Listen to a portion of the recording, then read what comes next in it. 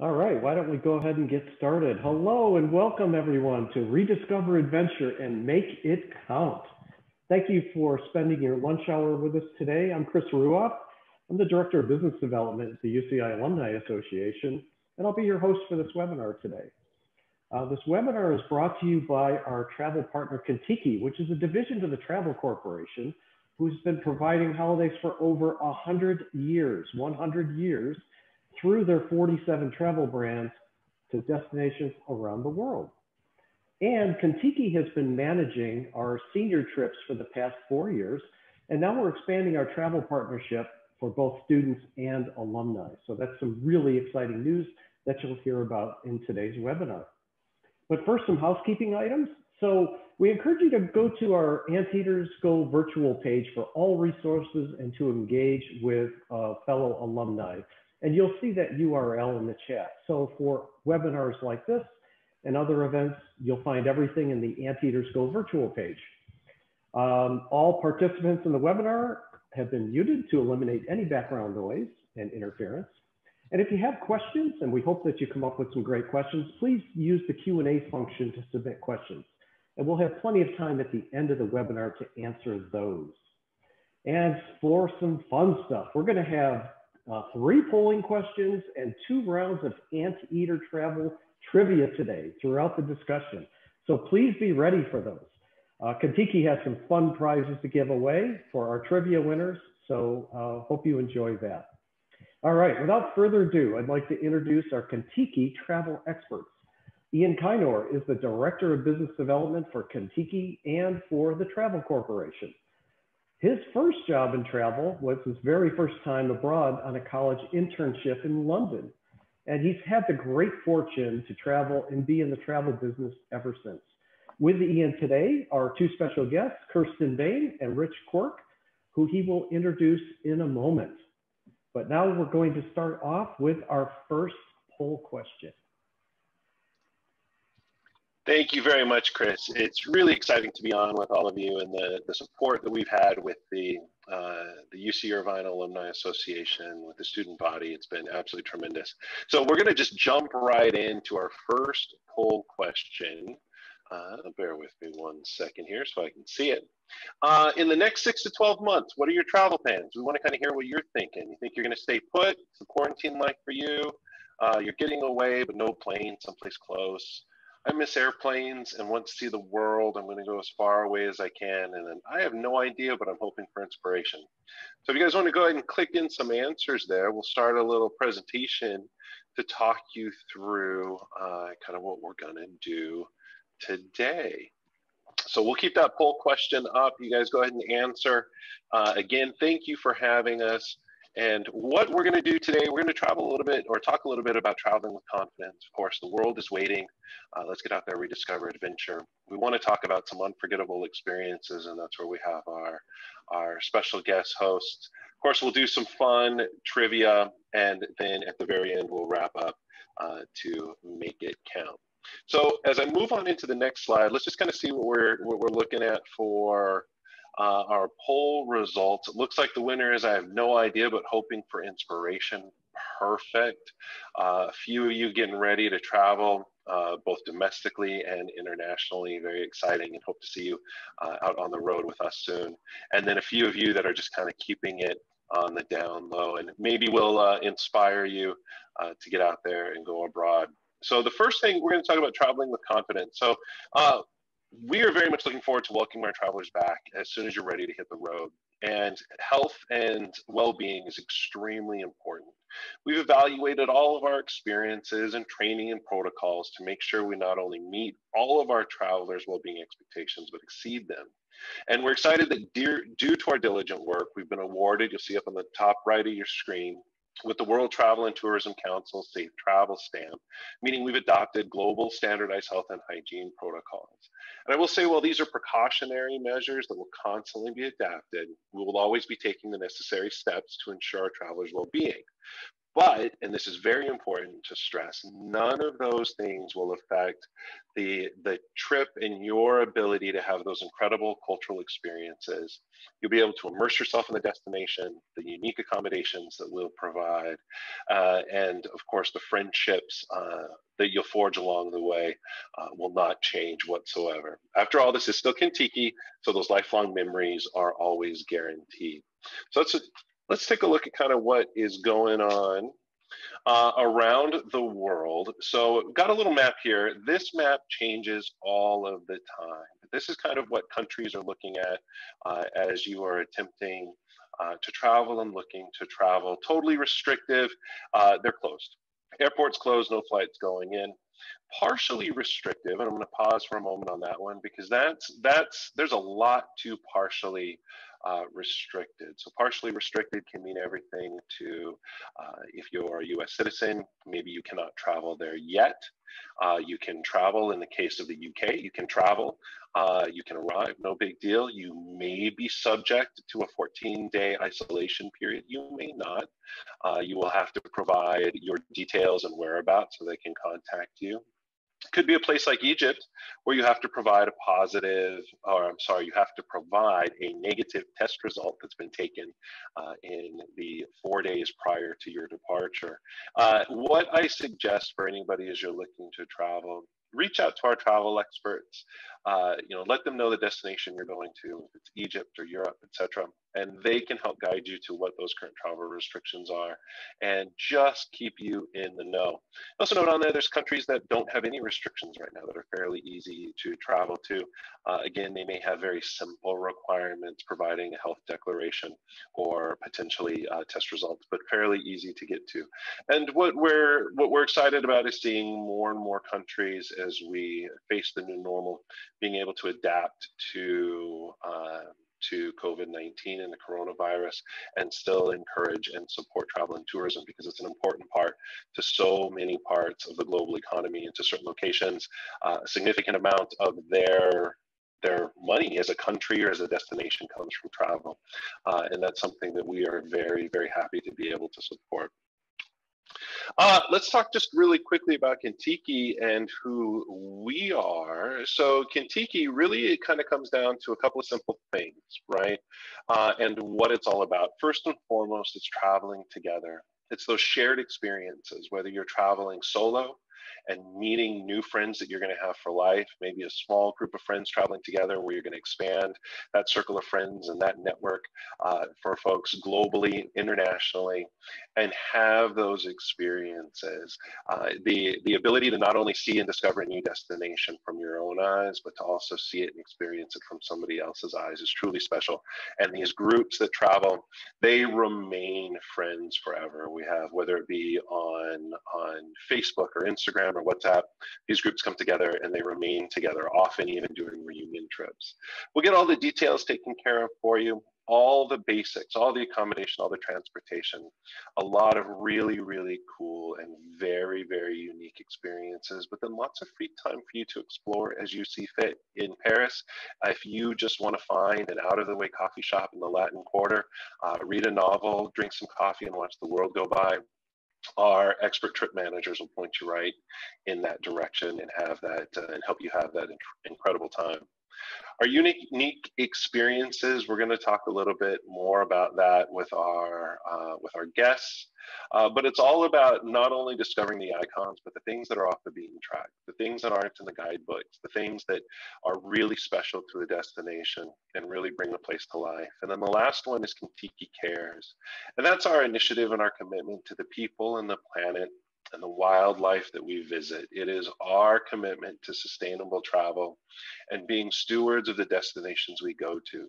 So not only as an organization, but providing those experiences to our travelers as well. So everyone from us as the travel provider to you as the traveler can feel good about giving back, not only to kind of global sustainability and recycling and making sure we're reducing single-use plastics, but in being able to contribute directly into the economies that we visit and to the people and of course the wildlife that we are interacting with in a safe, humane, and responsible way.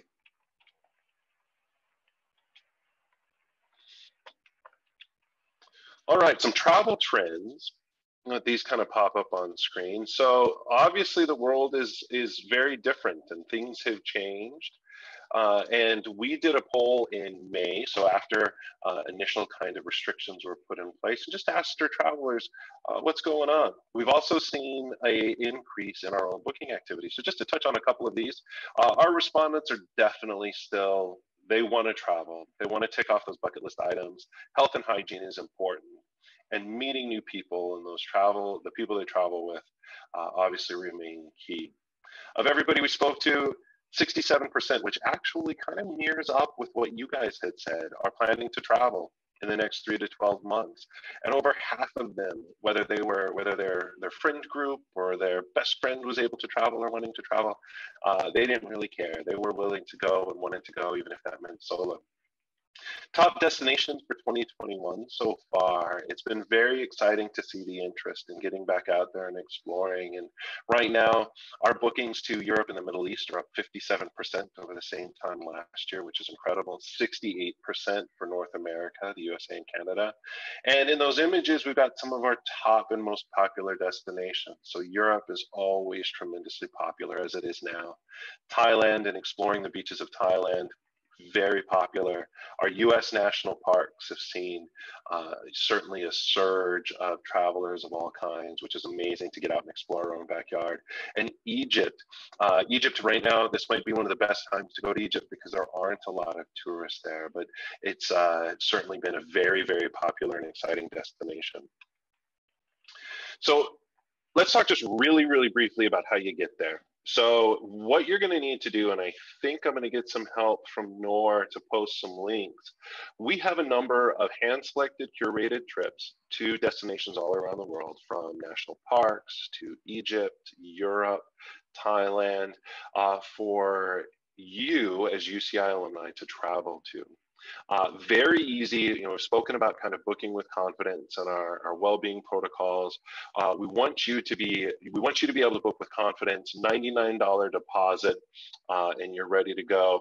And also specifically because of our relationship with the UCI Alumni Association, we've got an exclusive promo code and discount code just for you. So if you're a student and alumni, you can take $100 off one of those amazing trips, or any other Contiki trip for that matter. But there's trips for all styles, whatever you want to go. I highly encourage everyone to get on those alumni travel pages on the Alumni Association website and find that next great adventure for you. Just kind of a quick PSA for everybody on passport processing time. So passports have started to get issued a little bit more regularly and frequently. The backlog is getting smaller, but it's still looking to be up to 3 months to get your passport. That's whether you're requesting a new one or a renewal. So if you've got that passport that's expiring in the next year or two, get on it, get it sent in.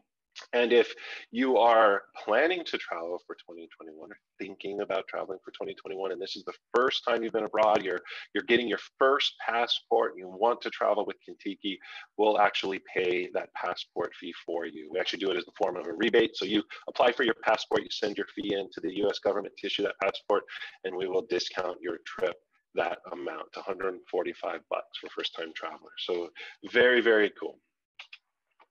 All right, we're now going to jump into our first round of Anteater travel. I hope everybody's ready. Here's how it's going to work. You need a piece of paper and a pen or pencil. We're going to do 2 rounds, 5 questions in each round. We're doing this on the honor system. You're all Anteaters. We know you're trustworthy, so no Googling, no cheating, no waiting until we go over the answers to mark yours in. And just so you know, Peter is watching. He'll be peering over your shoulder to make sure we're keeping everybody on the straight and narrow.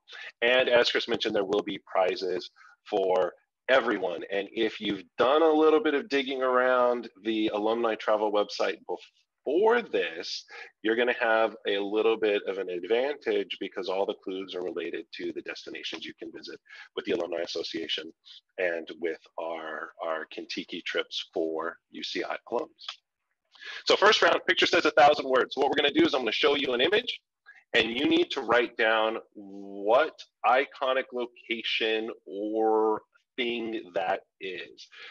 You don't necessarily need to know the exact country or city or whatever the case may be, but you're going to pick and write down what is that viewed in close-up image of.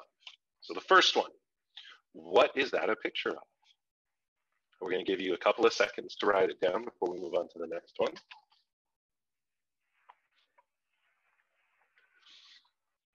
All right, that should be a good one. All right, how about this one? Where is this? Where would you be to see this view and this style?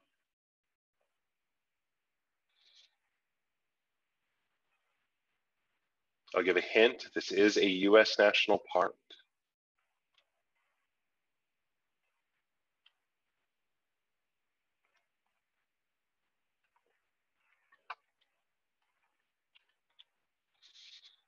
How about this one? For this one, we'll accept the name of this iconic spot, as well as the city that it's located in/adjacent to. I'll pause just real quick. Nor, I see a couple of hand raises coming in, but I can't switch off to see them. Is there anything we need to answer real quick for the trivia, or are we good? We just want to remind everyone that we're just having you guys write down your answers, and we'll at the end tally those all up. So you don't have to raise your hand and answer them right away. Just have your answers written down so that you can tally them up at the end. Absolutely. So real quick, we'll go back. We got that one. We got this one, and we've got this one. And indeed, just write your answers down on a piece of paper, and we'll have you all tally them up as we get through this. How about this one? Where is this amazing sunset? What is that in the foreground?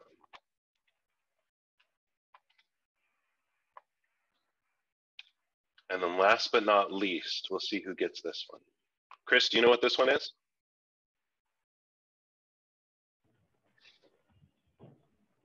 Absolutely.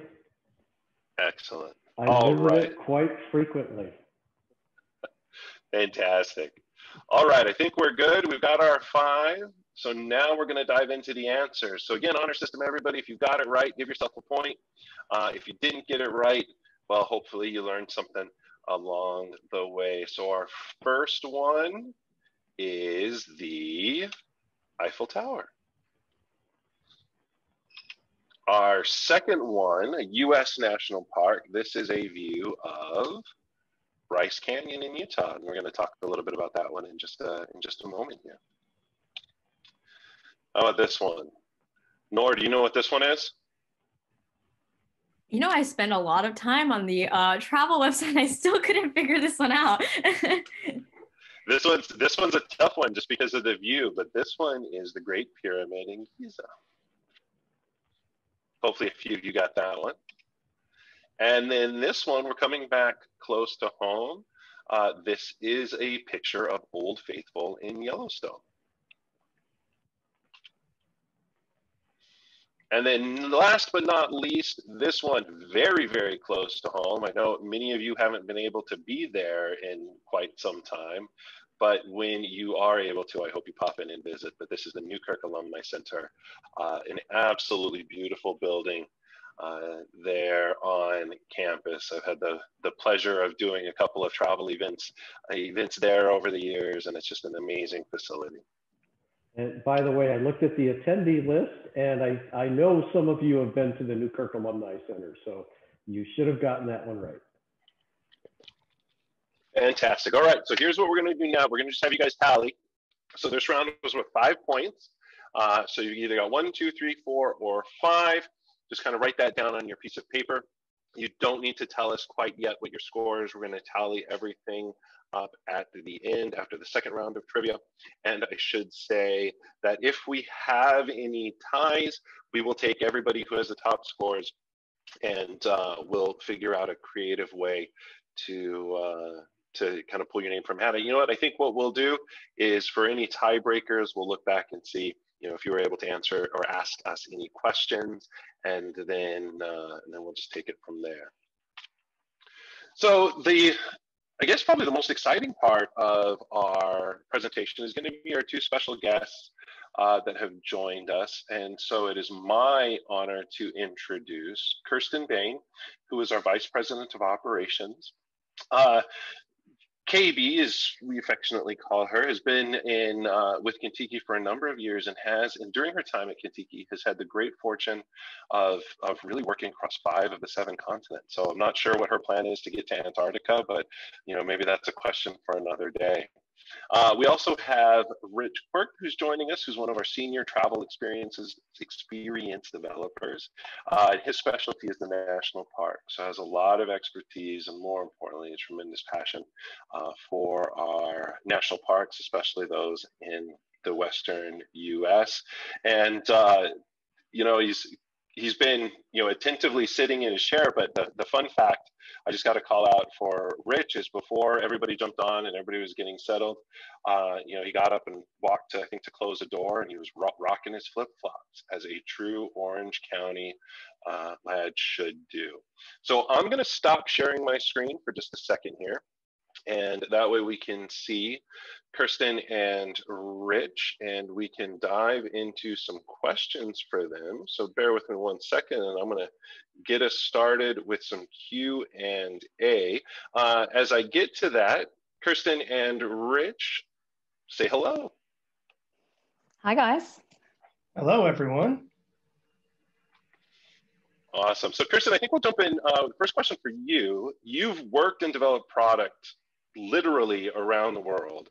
What is one of your most memorable Contiki experiences? And I'm going to kind of split this into 2 because I know we've had a chance to catch up. What is one of your favorite Contiki experiences that we will help deliver to any of our travelers? And just what is one of your favorite memories or experiences that you've been able to share with a traveler? I'll start with the second one first for you, Ian, which is my favorite memory of one of our travelers. And it was on a trip where I was leading the group. I started my time with Contiki as a trip manager, and we were down in Nice on the French Riviera in Europe. And this person had come from a small town in the Midwest, and they'd done a little bit of travel around America, but largely this was their first international trip. And I couldn't believe it when she said to me as we were driving down to the Riviera that she'd never seen the ocean.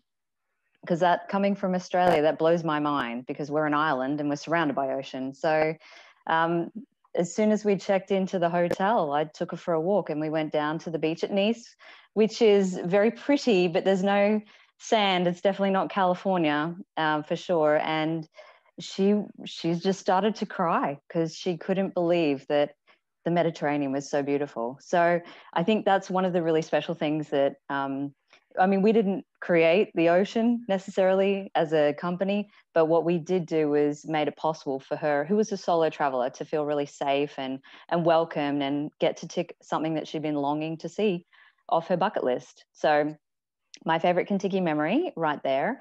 And then one of the things that we do is, I think it's something special and unique to Contiki. I can't claim the Eiffel Tower and I can't claim, the Bangkok street markets or the temple at Giza. But what I can say is that those little touches that your trip managers will be able to make happen for you that you didn't even expect to happen. And probably one of my most fun favorite ones was on New Year's Eve. We were staying in the Rhine Valley, which is a beautiful area of northern Germany and absolutely stunning in the daytime. And then at night, it's really cold in winter over there and snowing and all that sort of stuff. And so we were in our hotel and we couldn't really go anywhere because we were in a small village. So New Year's Eve was, according to everybody, a bit of a bust. So what we did was we turned it into a bit of a positive, which was we were the only ones in the hotel that night. The hotel restaurant and bar allowed us to have full use of the area. So we made it a theme party, and our theme party was European icons. And it was anything from somebody came dressed up as the Leaning Tower of Pisa. I don't even know how they managed that from whatever they had in their suitcase, to the lady who sits in the bathrooms or used to sit in the bathrooms or the toilets in Italy, and you had to pay 50 euro cents to go into the bathrooms because she used to clean them for you. And now they've got turnstiles. It's a lot more technical, but she used to sit there with her little scrubbing brush and she would wave it at you in Italian, shouting at you if you didn't pay her as you walked past. So one of the travelers actually sat at the entrance, which was at the end of the bar, basically. She sat at the entrance to that. And as people had a few more drinks, she made a bit more money that night and in turn paid for her drink. So what I loved about that was that your trip manager has the ability to take something that seems so dull and boring and mundane and turn it into a lot of fun. And our travelers, our group had a fantastic night that night. Walked down the freezing cold village street at the end of the evening because I talked to the guy who owned the Turkish doner kebab shop at the end, which is everywhere in Germany, surprisingly. And he made up some kebabs for our group who were hungry at 3 a.m. And it was just a fabulous night. And then we continued on to Munich the next day and hit the beer halls there as well. So not necessarily about drinking, but about immersion in the culture. And that's the other thing that I love about what we do. Oh, that's awesome. That's fantastic. Well, I'm ready to do New Year's Eve. Is it New Year's yet? Are we there yet? Is 2020 almost over? Please. Oh, fantastic, right? Rich, let's jump over to you real quick. And, you know, you are an expert and so passionate about the national parks in the Western US. I have to say, in my opinion, two of the most magical have to be Zion and BRYCE.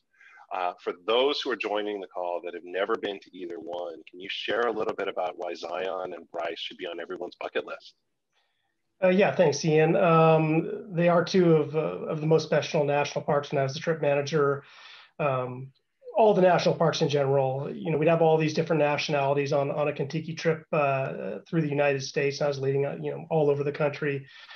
So whether it's Yellowstone or BRYCE or Zion, you know, when you get the Americans seeing a national park, a lot of them for the first time, a lot of the Americans had never even left their own states or where they live. So seeing those national parks for the first time is just such an eye-opening thing. And BRYCE and Zion are two of my favorites. I mean, they're pretty close to home for us here in Southern California. Bryce Canyon, which really isn't a canyon at all. It's kind of a series of amphitheaters, kind of bowl-shaped spots out there. What they're famous for, and we saw the picture in the trivia there, are those kind of irregular spires shooting up off of the amphitheaters, and those are called hoodoos, kind of a combination created by wind and ice at night. And you know, you're talking 8,000 feet up in altitude in some spots. And then you get the sun and the erosion of the spires there, creating those hoodoos. And it's the greatest concentration of hoodoos in the world. And it's just absolutely spectacular. A lot of people think it's kind of a fairy tale setting. You hear that when people look at BRYCE for the first time. When most people go through, there's kind of four major viewpoints that everybody stops at: BRYCE viewpoint, Inspiration, then Sunset and Sunrise. A really easy little 1 mile hike between sunset and sunrise points. If you want to stretch your legs a little bit, there's an ATV excursion that our guests can do optionally when they're in BRYCE. So just a really spectacular place, kind of one of those you've never seen anything like it kind of places. And then Zion is, when you look at a map, in BRYCE and Zion, I mean, the boundaries of the parks look really close to one another, but they couldn't be more different.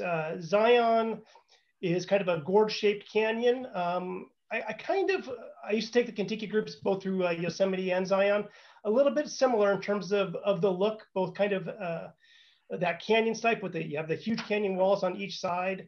The difference between Zion is kind of wider and taller on the sides, but Yosemite is wider and deeper, but Zion is more narrow. So when you're down there in the canyon, you kind of feel out and you can almost reach out and touch those walls on each side of you. And it's also longer. So when you take the tram ride in Zion, there's about 8 stops. It's about 90 minutes round trip to go to all the different sites. And that's one of the really cool things about Zion is you can take the tram, from Zion Lodge, hike on down to the Emerald Pools, take that 90-minute round trip shuttle, go out to Weeping Rock and do a hike there, one of the other hikes at one of the stops.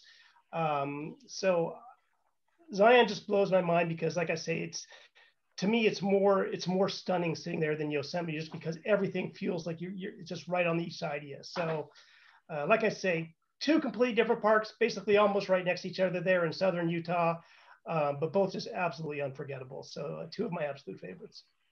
Awesome. Thank you so much, Rich. Well, now I want it to be New Year's, and I want to be in Zion and BRYCE.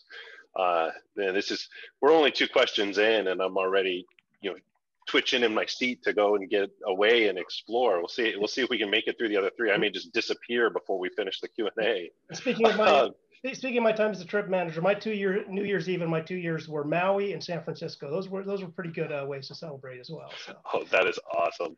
Great places to spend New Year's. Oh, fantastic. Well, Kirsten, coming back to you, something that's hugely important, and I touched on it with Contiki Cares, but traveling sustainably and consciously is so important, and potentially now more than ever.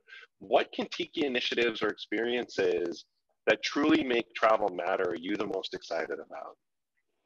I'll give you my top three because they kind of span some of the areas that you've been talking about, Ian. And I think the main thing to focus on for a brand like Contiki is that people do travel because they want to see the world, but they also want to be immersed in what they see and what they do. So our initiatives are always partnered with a social conservation or an animal or welfare conservation effort or a social enterprise or something of that nature that directly gives back to the communities that we travel in and with.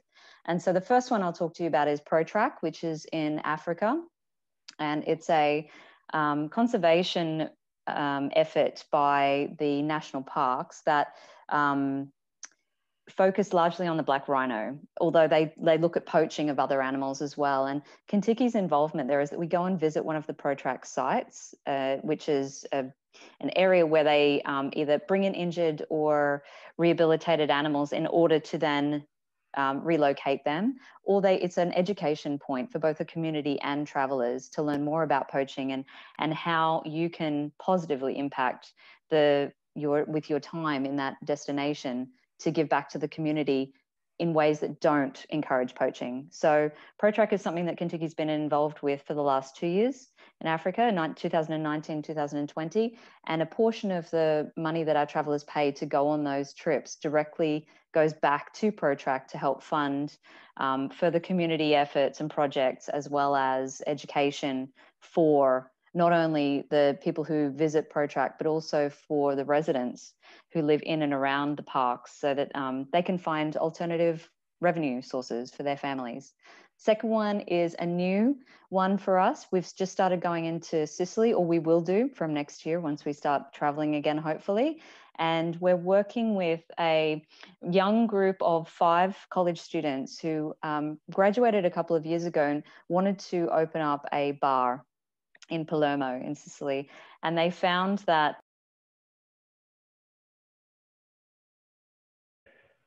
sorry, everybody, for the technical difficulties. We are back online. I see people rejoining the webinar. We are going to continue where we left off. So again, apologize. And Kirsten, back to your thoughts, your great thoughts. Thanks, Chris. We're in Palermo, I think. We were in Palermo before we were rudely interrupted. We were. Well, these 5 guys who wanted to start a bar found that the amount of money that they had to pay to the mafia down in Sicily was going to be prohibitive to them making any money themselves. So they started they call it a social conscience movement called Addio Pizzo. And addio is like goodbye, see you later. Pizzo is the Italian or Sicilian word for the money that you pay to the mafia. It's a tax. So it's goodbye to that money. And what they've done is they've helped support other businesses through fundraising, through social awareness campaigns, so that they don't pay the money to the mafia. And there've been, so far, no negative impacts for them, thank goodness. But what our involvement is when our groups go to Sicily, Palermo specifically, we will spend some time with one of these gentlemen and they'll walk us around. They'll give us a locally guided tour of Palermo and talk to us about not only the impact that the mafia has on business in the area and tourism to a larger extent, but also how we can choose stores and businesses that don't pay that money. And so you know that your money's not going to the store and then the mafia, you know that your money is going to the family that owns and runs that retailer. So, and of course, the other great thing is you're in Italy, so we get to stop at a pizzeria and have a slice of pizza while we're there as well. So Addio Pizzo is the second one. the third and last one is something that's close to my heart because it's here in the US, and it's the Green Bronx Machine Project, which is an educational resource driven enterprise by a gentleman named Stephen Ritz, who is a teacher at Community School 55 in the Bronx. And the area that his school is in one of the most underserved communities on the Northeast coast. And so he decided that one of the largest impacts on his students was malnourishment or undernourished children turning up to school. And the problem with that was that the parents didn't know what good nutrition looked like, and they didn't have the funds to be able to support a highly nutritious diet. So what he's done is turned his classroom into a mobile kitchen, mobile learning environment, and an aeroponics garden center, basically. So they grow over 100,000 pounds, or have done so far in the last couple of years, 100,000 pounds of vegetables, which is mind-blowing. And the positive impact of that has been so far-reaching. Other schools down the East Coast have taken on the program, and some of the children have graduated from high school, or what I would call high school, from elementary school into junior, and et cetera, and people have started to use the money that they generate from other community projects to help co-fund and provide scholarships for students to get into universities and colleges down the track. So it not only positively impacts the community, but it positively impacts the students themselves through trying to break that poverty cycle, which is further generated by, malnourished students don't learn, they get into crime because crime is the only thing that unfortunately pays for some of them in these communities. So Green Bronx Machine is the final one, and I'm really pleased to say that it will probably also be a recipient of one of our micro grants through our Tread Right Foundation, which is our offshoot in the Travel Corporation of our sustainable and humanitarian and wildlife projects that we help to fund, which we've managed to continue funding even through COVID. So we're really proud of that. I think you're on mute there, Ian. I sure am on mute. Figured it would be me that was the one that did that. But thank you very much, Kristen. And thank you to everybody who jumped back on. I know we had that little disruption there. Really appreciate everybody jumping back on and hearing about such cool initiatives that you're really lucky to be a part of and support. I will say really quickly, just a little reminder before we jump into another question for Rich is, as we're going through this, if you have any questions about travel, about Contiki, about national parks, about anything on your mind related to travel and destinations we go to, please add it into the Q&A, and we will definitely go through all those as we get to the end. All right, Rich, I think we should stick with sustainable travel for a second because of the positive impact it can have. But specifically, the impact it'll have on Indigenous communities around the world, and thinking close to home. Can you talk a little bit about the itineraries that we have that travel through Native American lands, and how our travelers may have a direct and positive impact with the people and in a place such as the Navajo Nation? Yeah, this one's really important to me. Navajo Nation and basically Indigenous communities all over America, I mean, they live, about 4 out of every 10 live in poverty. About 3 out of every 10 live without running water, electricity in their homes. So these communities in the last 9 months have really gotten hit hard by the pandemic. They're living a lot of times multi-generations together, very small quarters. They very much lack the quality healthcare that a lot of us take for granted. So they've been hit extremely hard.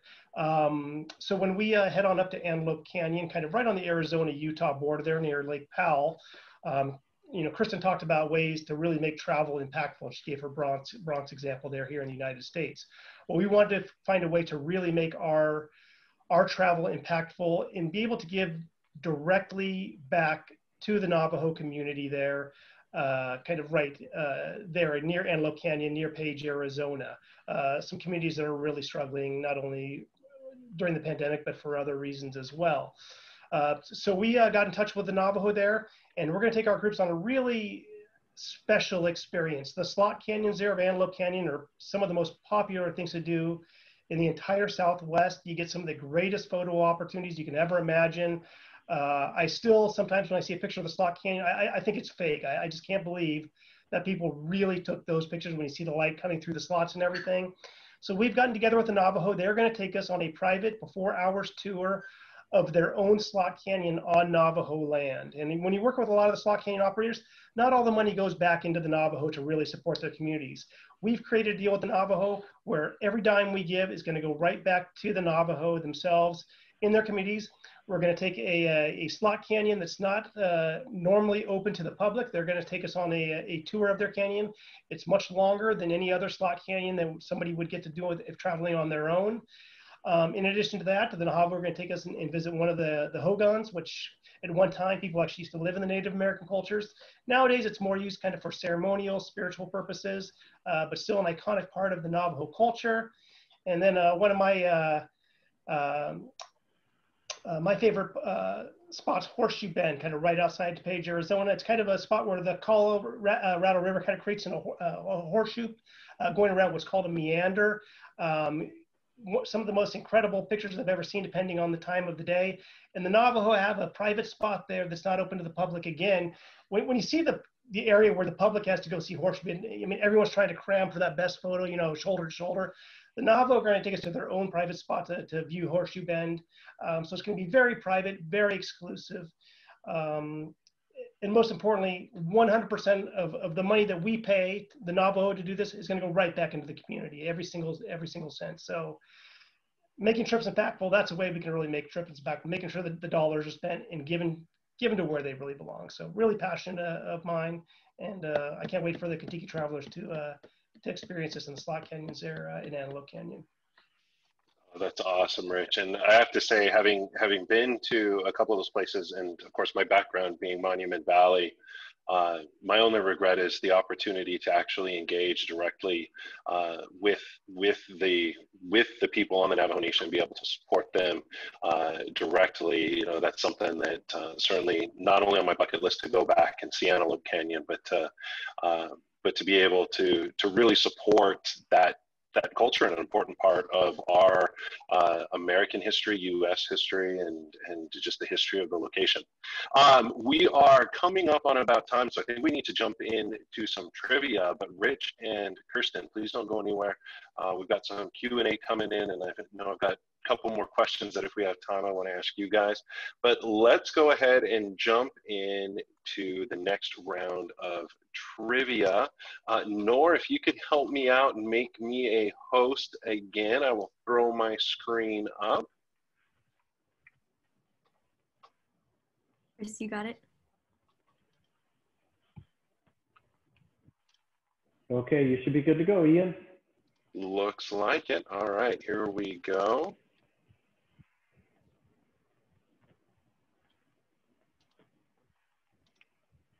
Oh, no, take us through the, knew that was going to happen, but we'll get there.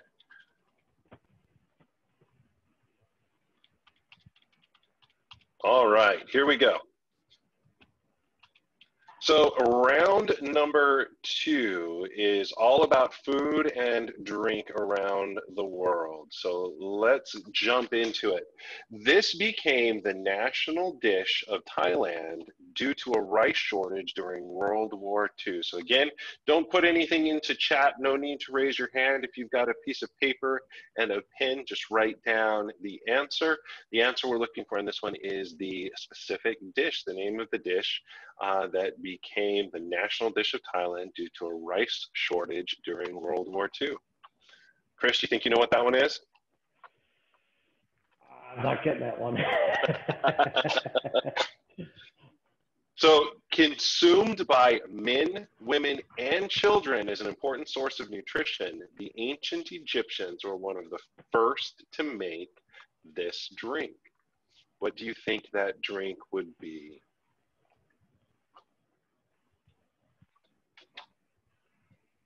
I know if we were doing this call early in the morning, most everybody's answer would probably be coffee, just because it was what was on their mind.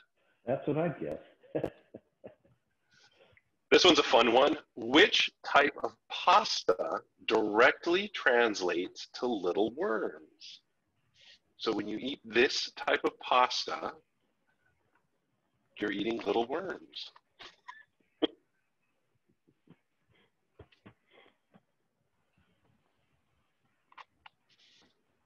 everybody's got their answer down. We're gonna move on to the next one. Okay, this is our first opportunity for bonus points, okay? So this question is worth up to 6 points, right? So you get 1 point for any answer, and then you get 6 points if you're able to answer this in its entirety.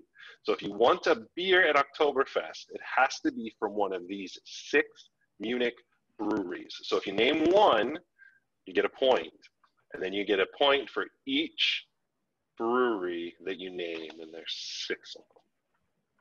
We'll give you a little bit longer on this one.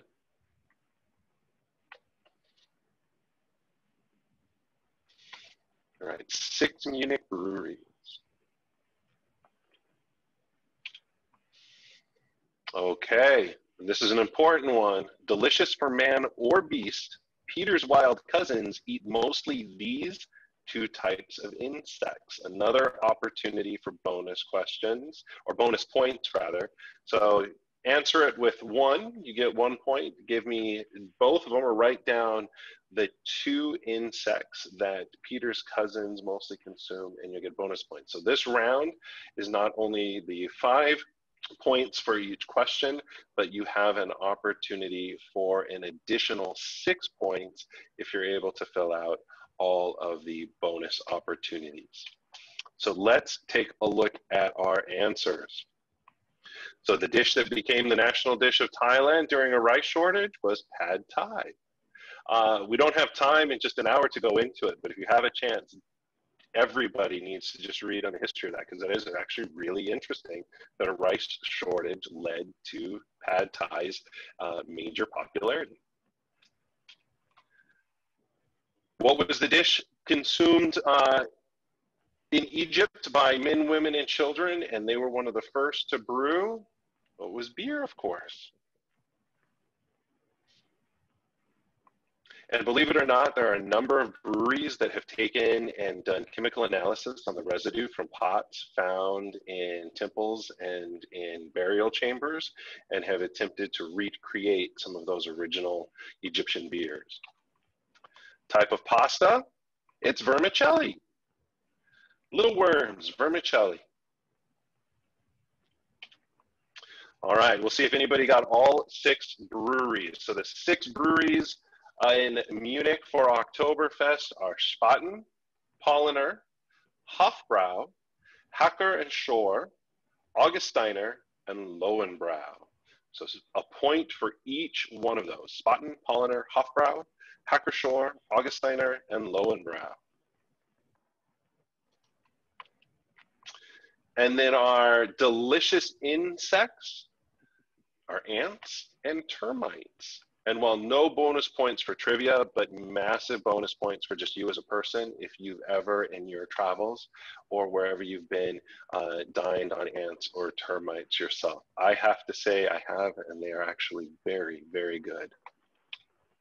All right, let's everybody tally up your scores. The first round, you have a maximum of 5 points. The second round, you have a maximum of 11 points. If anybody got a full clean sweep, which would be, what would that, 11, 16 points. If anybody got 16 points, just go ahead and put your name into the chat so we can see if you got 16. If you got 15, go ahead and throw 15 up there, or 14, or 13, or 12. Ooh, we have a 14-pointer. I think we'll stop there and we'll see how we do. So we've got prizes for the top 3 finishers. So if you've, if you've done well, go ahead and put all your scores up there. No matter what you got, go ahead and put it up there. You never know. We may be able to find and get some prizes out to a variety of scores. So get those posted in chat. All right, so Nor, if you can look at the chat, who's got the top score so far? So far, it looks like Anirudh has the 14 points, which is awesome. All right on. Congratulations. Congratulations. Everybody else, make sure you get your scores up there so we can get our top 3 winners, but congratulations on that score. And we're not quite done yet. So we're going to get to Q&A in a second, but really what this was all about was what is going to happen next, and all about Rediscover Adventure and Make It Count. So something we are going to ask every single one of you to do is the pledge to make 2021 count. So Contiki has pushed this out via social media, internet, everything. And what is our pledge to make 2021 count? Now for me, I'm sure for Kirsten, for Rich, a lot of it may be tied to travel. Some of it may just be spending more time with family. But we're going to put a link into the chat for a video that'll tell you a little bit more about making a pledge to make 2021 count, how you can put in your pledge and share that with your friends and with your network. The link to the main page is right there. But whatever your pledge is for 2021, we want to hear from you. If you want to put it in social media, use that hashtag Contiki Pledge.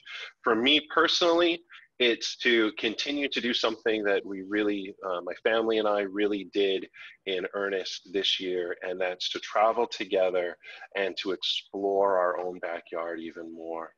So we hope to be able to take a family trip that had to get postponed internationally in 2021, and of course visit friends and family. But we were very fortunate to be able to see places like Zion and Yosemite and the California coast, and we want to continue to do that and just spend that time together, traveling, visiting new places, all together as a family. So that's my pledge. We want to hear yours. For anybody who wants to, please put your pledge in the chat now, just so we can kind of see that and share it amongst our group on the call. And then we will share those links so you can make your pledge and share it on social media. And that's basically the wrap to the presentation. We want you to rediscover adventure and feel comfortable and confident in doing it. We want you to get out there and make it count and experience those truly unforgettable experiences that are available to us close by, international parks, or further abroad. We ask you to make a pledge. Your pledge for 2021, it can be travel related, it could be gardening related, it could be whatever you want to focus in on for 2021. And most importantly, we look forward to traveling with you soon. Certainly check out Contiki, and as Chris mentioned, our family of brands from Cost Saver, Trafalgar, Brendan Vacations, Insight Vacations, Luxury Gold. And most importantly, be sure you get on that alumni travel page so you can see all of the breadth of trips that have been curated specifically for UCI alumni and students. And I'm going to go ahead and stop sharing now so we can dive right in to the Q&A. Before we do that, Ian, we're going to put up our last poll question. So if you could go ahead and put that up. If you would take a look at, there's some great questions that have come in, so get teed up for those. So for everybody, please respond. Where would you like to go next? U.S. national parks, Europe, Thailand, Egypt, visiting friends or family, or other? Put that in the chat, please, if there's somewhere else you'd like to go. And we'd love to hear your responses. So while those are coming in, Ian, why don't you take a look at those great questions that have come in through Q&A, and let's start talking about those. Absolutely, absolutely. Let's dive, Rich, I think we'll just start at the first ones that came in. Thank you all. And as we go through this, if you want to add more questions, go for it. So the first question, historically, there's been a financial penalty for single travelers on trips like these. Is that still the case? No. There is not a financial penalty if you are traveling solo. Well, we give the option, if you're booking solo, which that's fine, there is no penalty to it. If you choose that you want to have your own rooming, your own single room, then you can pay a supplement to ensure that you have your own your own room, what have you. Now, things have changed a little bit into the COVID period. Some of our trips remain basically twin share rooms. And if you're traveling solo, then what will typically happen is the groups, before they even travel, they'll come together on social media, start making new friends, acquaintances, and then rooms will be shared, 2 people to a room. on the majority of our itineraries now. In the world that is now for COVID, a lot of our itineraries also now have single rooms built in to ensure social distancing, and it will vary slightly by destination, but there is never a penalty for a single traveler to travel with Contiki or any of our brands. Can you guys speak more on a specific level on how these trips are conducted and what someone who will go on a trip will go through? Kirsten, I know you've got to jump off really soon, so maybe I'll just toss that one over to you real quick to just kind of talk through what the experience is like. Sure, and this goes for any of our brands actually. There's always a pre-trip meeting, either the night before or the morning of the start of your trip, where you get to meet your travel director or trip manager, depending on what region you're in and which brand you're traveling with. We have different names for them, but they're all essentially the same. They're the one that's going to take good care of you, and you'll get to meet the other travelers and guests on the trip. So start a little bit of a friendship group there. Then you travel together for the most part, unless you are choosing to divert off of your own volition at any point, which is always your own prerogative, which some of our travelers do. But our trip managers and travel directors take care of all of the logistics, the booking of the accommodation, the organization of all the included activities, all of your optional activities that you can choose to sign up for, which are offered to you at the beginning of a trip. But you will be able to see all of that information prior to even traveling through your pre-trip documentation. And you each get a unique code that allows you to log on to the website of the brand that you're traveling with, whether it's Trafalgar or Contiki, and access all of that information. So you know exactly how much you want to spend, or ideally you're dreaming to spend on optional activities, and can really create your own budget there. There's always free time in every single day, which your trip manager or travel director will help you fill with anything that your little heart desires in terms of free time activities. And then there's always, fantastic dinners to go to together, and always included sightseeing. All of our trips include some form of orientation or city tour, either with a local guide or with our local experts who are our travel directors and trip managers globally. They're always usually residents in that destination. And so they're really the best ones to ask for hints and tips and all that sort of stuff. And if anything ever does go wrong, they are the ones who are your first port of call to help try and fix it, whether you lose your passport or you have your, wallet stolen, or you need to get home for whatever reason because something's happening back home. We can always help you fix the things that would be a real chore for you if you were traveling by yourself. At the end of the trip, there's a big farewell. Of course, there's usually a farewell dinner and lots of hugs or maybe just elbow bumps at the moment. I'm not sure with the social distancing. But yeah, usually a lot of people who are glad that they came and sad to leave. And so in terms of the specifics, it always differs by trip and by region, whether you're traveling in Latin America or Asia or Africa. It's going to be very different to Europe and the US, for example. But essentially all those elements of the travel together, the trip manager or travel director taking care of things, and that newfound friendships groups that you'll start to build. I think they're the three main things that you can always count on.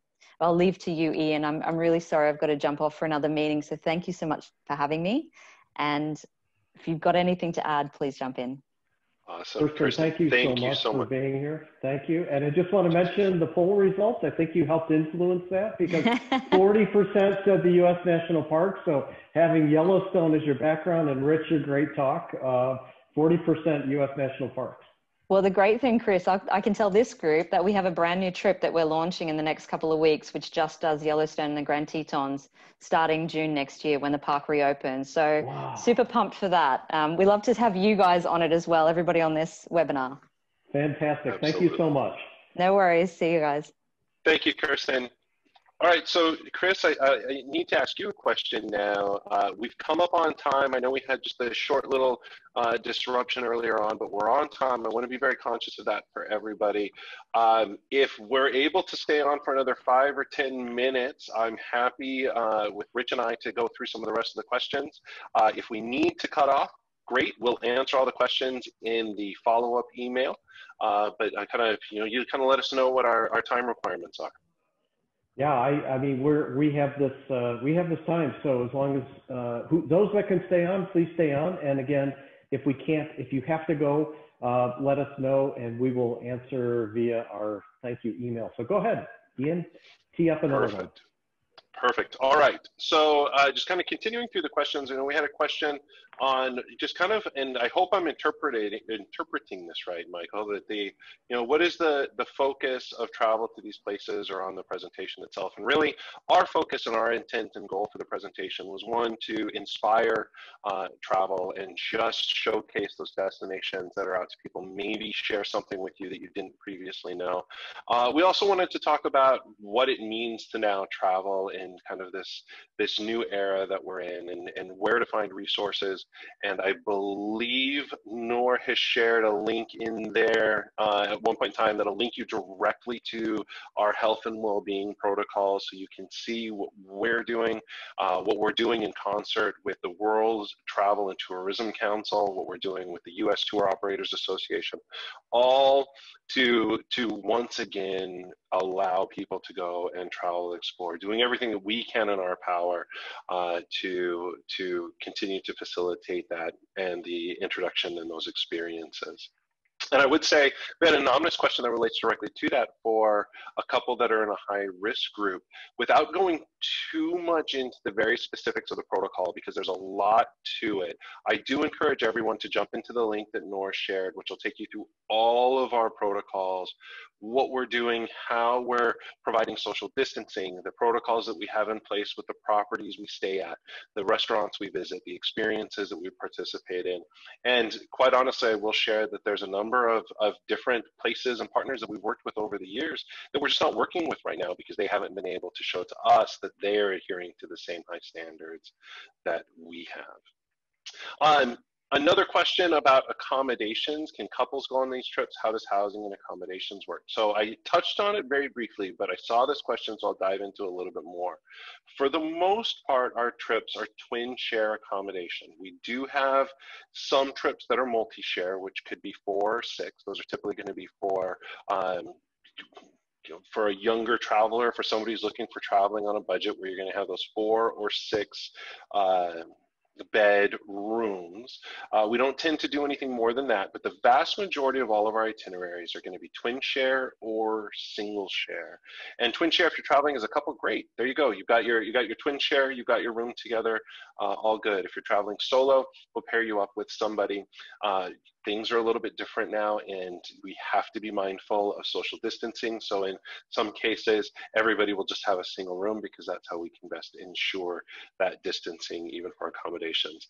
And it's not just solo travelers and couples. If you have a group that wants to travel together, maybe it's a family. We have a group of UCI alumni, so we have that group all traveling together, or any other group for that matter. We can accommodate just about anything from a solo traveler to, like I said, a massive group of travelers, whether it be all anteaters or, folks that just want to travel to all the places that Chris has in his background images, right?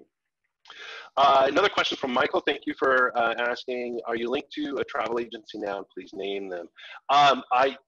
I would love to name all of them, but we work with just about every major travel agency consortia that operates in the US. And without giving love to one and neglecting another, if you work with a travel agency or a travel agent now, by all means, speak to them. They have access to all of our trips. There are very, very few travel agents and travel agencies across the US that we do not have a relationship with. So certainly, if you have that relationship with your travel agent, travel agency, support them. They're a local business, they're a small business, and just let them know that you want to travel with Contiki or Trafalgar or any of the other experiences. And if you're traveling on one of our curated alumni trips, we can facilitate that with that agent as well. Last question, are all these trips all inclusive? And I know I've answered a lot of these, and I've kept Rich on the line, so I'm hoping you guys will ask some national parks questions, since that was the winner of which we most like to go next. So get those last second national parks questions in there. But are these trips all inclusive? Or are there a number of meals activities that are not included or required at additional fee? So I won't say all inclusive, they are inclusive. So all of your transportation is included, all of your accommodation is included, breakfast every day is included. Then we have special meals that are included. We don't want to dictate to you where you have to eat or when you have to eat over the course of your itinerary, but we have included special meals in certain destinations. So in Yellowstone, we actually have, just outside of the park, we actually have a cowboy cookout, a cowboy dinner, you know, kind of chuck wagon style meal that we invite everybody to, and that's our meal for that evening. So when we have those special lunches or dinners, maybe it's learning how to make pad thai at a cooking school in Thailand, and that's our dinner, those will be included. And then we include a number of activities and excursions, basically those icons, right? So, you know, seeing the Eiffel Tower and doing that walking tour of Berlin or whatever the case may be. Those are going to be included, but then we have a list in every single itinerary and every single destination. There are a list of optional activities. For example, one of my all-time favorite, when we're traveling through the Austrian Alps, you may want to go whitewater rafting.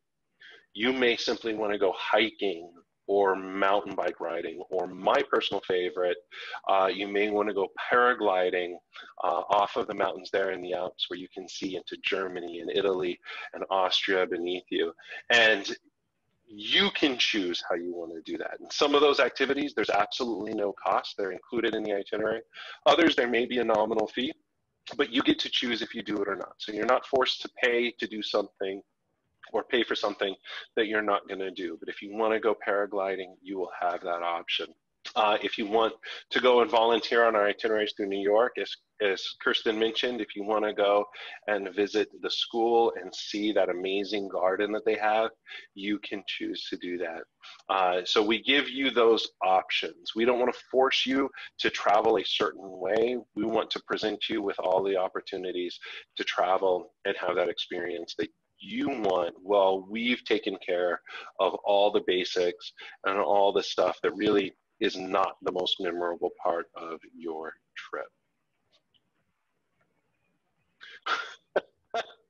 Okay, last questions. I like your questions, Michael.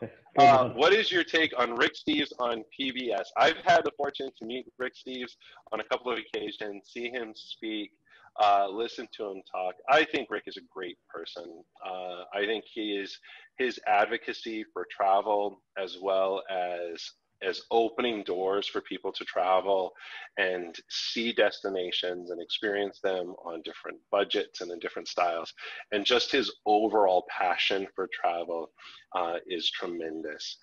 So yeah, I'm a fan of Rick Steves. I'm a fan of anybody who loves to travel. You know, I think on every conversation that I've had with Chris and Nor leading up to this, and Rich and Kirsten and I, and kind of planning out the agenda, about half of every conversation is just talking about where we've been, where we're going to, why we liked the place we've been, what trip we were on. It's just anybody and everybody who has a passion for travel is somebody that you know, I've got a special place in my heart for. And I know for all of you who have joined in, we've certainly got a good community of those folks here today. I think that's it, Chris. Yeah, that's it. So we're going to wrap up. So first of all, thanks everybody for jumping back in after our technical difficulties. So really apologize for that. But Ian, Rich, what a great talk, and Kirsten as well. This is fantastic. Great questions coming in. And thank you for joining us over your lunch hour for all our attendees. For future events, just want to make sure you know about our Anteaters Go Virtual webpage, so you can find all of our virtual events there. So look for these types of talks. And then if you have any questions at all, you can email us at alumni@uci.edu. This webinar has been recorded, so we're going to post that, and then we will also let our winners know from the travel trivia about their prizes. We'll reach out to you. And if you have any questions at all, you can reach directly out to Ian at this email address and ask him specific questions. So again, thanks everybody. We'll want to do more of these in the future, so check our virtual webpage for more info on events like this. Have a great day, everyone. And thank you, everybody. Everybody. Thank you.